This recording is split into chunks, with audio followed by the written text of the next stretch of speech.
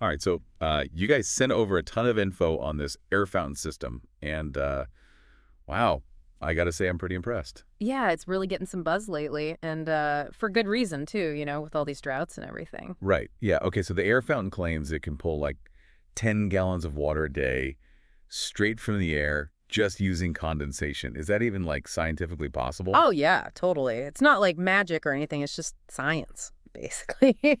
Air holds moisture, even in like really dry places. And the air fountain just kind of like creates this little environment for that moisture to condense. Yeah. And then it collects it as water, kind of like a really fancy dehumidifier, but instead of tossing that water, it makes it drinkable. Oh, okay, I get it. So it's not like creating water out of thin air, it's just concentrating what's already there. Hmm. But 10 gallons? That seems like a lot. It is, yeah. That's what makes it so interesting. 10 gallons is enough for drinking, cooking, maybe even a small garden if you're careful. That's exactly what I was thinking. If you live somewhere that's like really dry or water's super expensive, this could be huge. Exactly. And you know what's kind of crazy? The guy who invented it, John Gilmore, he actually came up with the idea after his family got robbed during a drought in Arizona. Seriously. Yeah, they were targeted for their water. Wow. That's intense. Yeah, it really makes you think about how important water is, especially with these droughts getting worse. Speaking of droughts, Gilmore mentioned this 100-year mega drought thing in his stuff. Is that like a for real possibility? Well, it's based on these climate models and the trends we're seeing now, whether it lasts a whole century, who knows. But the point is, we're definitely heading towards a future where water is going to be scarce. Yeah, What? so maybe having your own water supply isn't such a crazy idea after all. Exactly. And that's why this air fountain system is so cool. It's designed to be pretty cheap and easy to build yourself. Wait, hold on. DIY. You're telling me I could build one of these things? Yep. That's the whole idea. The plans are super user friendly and you can get the materials pretty much anywhere. Gilmore says it costs less than $300 to build compared to those commercial systems that cost thousands. Wow, that's a huge difference. Yeah. So I wouldn't need any special skills or tools or anything. Well, you'd need some basic DIY know-how, comfortable using tools like a drill and stuff. But the guide is meant for beginners. It walks you through like every single step, from gathering materials to putting it together and even maintaining it. Okay, so it's not like totally plug and play, but it's doable for someone who's willing to put in a little effort. Right. And the payoff could be huge. Think about it. You wouldn't have to rely on city water. You'd save money on bottled water. And you'd always have clean water no matter what happens. It's like having your own little water safety net. Yeah. Especially in an emergency, that peace of mind would be priceless. And there's another thing that's pretty cool. It's portable. The whole system weighs less than 10 pounds, so you could take it camping. Yeah. Or even use it as a bartering tool, if water gets really scarce. Whoa, hold up. A bartering tool. Like trading water for stuff. Yeah, I mean, it's not something we want to think about, Yeah. but in a real crisis, water would be super valuable. Okay. Yeah, I'm starting to see the appeal here. But I'm guessing it's not all perfect, right? There's going to be some downsides too. Of course. Like anything new, there are some things to consider. We'll get into those right after this. Yeah. Before the break, we were talking about all the good stuff, clean water, peace of mind. Right. But you said there were some downsides too. What are those?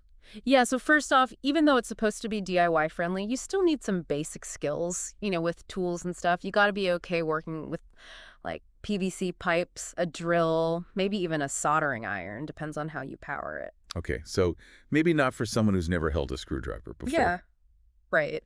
But if you're handy, the plans are supposed to be really detailed, easy to follow. Plus, there's tons of stuff online, forums and videos where you can get help if you need it. That's good to know. What else? Another thing is the output, 10 gallons a day is pretty good, but might not be enough for like a big family or if you use a lot of water. Yeah. You might need to build more than one, scale it up to fit what you need. Right, that makes sense. What about the off-grid thing? How does that even work? You need solar panels? You could use solar panels, yeah, but the basic setup uses a car battery. The plans show you how to hook it all up safely. Oh, okay, so you could have this thing running in the middle of nowhere as long as you have a charged battery. Exactly. It gives you that independence, especially in an emergency. I was wondering about humidity. Does it work as well in dry climates? That's a good question.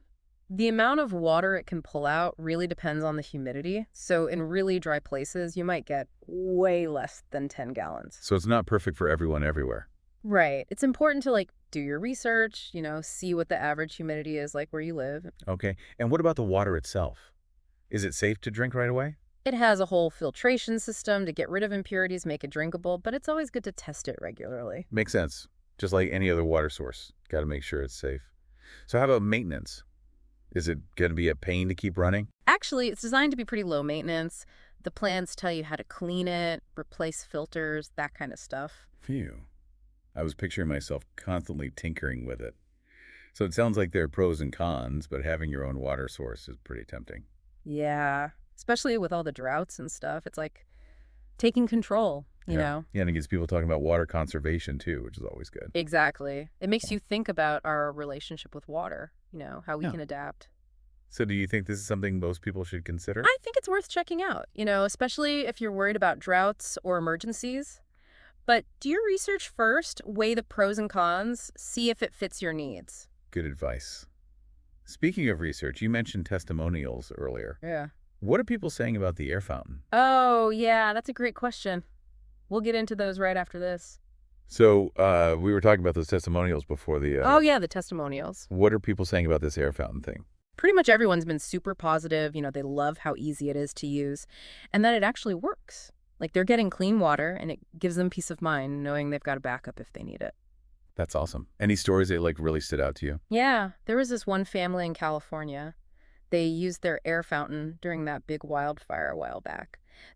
Water got all messed up from the smoke and ash, but they were able to use the air fountain for drinking water, till things cleared up. Wow, that's incredible. It really shows you how valuable it could be in an emergency. It's one thing to read about it, but it's another to hear how it actually helped people when they needed it most. Right. Really makes you think about having a plan, for water, especially with the climate changing and everything. It does make you wonder, are there other things like this out there? Other ways to make sure we have enough water in the future. Oh, yeah, there's a ton of cool stuff happening. Like Yeah. some scientists are working on these drought-resistant crops that don't need as much water. That would be amazing for farmers, especially in those dry areas. What else is going on? Well, a lot of people are focusing on better water infrastructure too, like smart irrigation systems that use sensors so they only water plants when they actually need it. That's so smart. It's like we always take water for granted, but it's so precious. It is, and it's Yeah. not just about the technology, it's about changing how we think about water and how we use it. Right. Even small things like fixing leaky faucets, taking shorter showers, stuff like that can make a difference. Exactly. It's all about being more aware, making conscious choices to conserve what we have. So it sounds like we can do a lot, both on our own and together, to make sure we have enough water going forward. Totally. We need to be creative and work together, use new technology and be smarter about how we use water. Well, this has been a really eye-opening deep dive. I feel like I've learned so much about water and this whole air fountain system. Me too. It's inspiring to see people coming up with solutions, and thinking about the future. It really shows that even with all the challenges out there, there's still hope. Exactly. We just got to keep working together, be innovative, and take care of our planet. Couldn't have said it better myself. Thanks for joining us on this deep dive, everyone. Until next time, stay curious and stay hydrated.